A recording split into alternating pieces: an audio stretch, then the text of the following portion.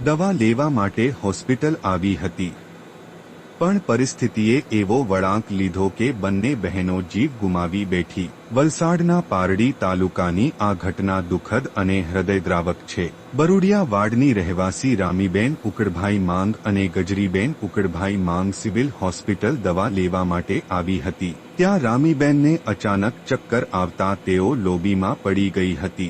ગજરીબેનને બહેનના અચાનક મૃત્યુનો આઘાત એટલો લાગ્યો કે તેઓ પણ એ જ સ્થળે બેસી ગયા।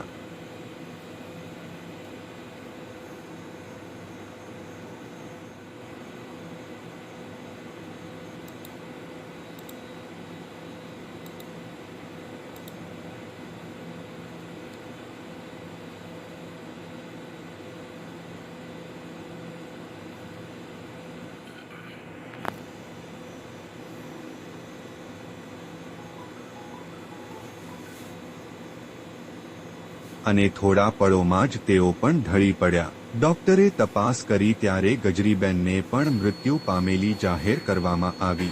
એક સાથે બે બહેનોના મૃત્યુએ પરિવારજનો અને નજીકના લોકોમાં શોકની લાગણી છવાઈ ગઈ છે। સિવિલમાં આ હૃદયદ્રાવક દ્રશ્યોએ દરેકને ભીની આંખો કરી દીધી। આ ઘટના માત્ર દુઃખદ નથી, પણ આપણી જીવનની અનિશ્ચિતતા તરફ પણ સંકેત કરે છે। ખબર કેસરી તરફથી આ પરિવારમાં શોક વ્યક્ત કરીએ છીએ।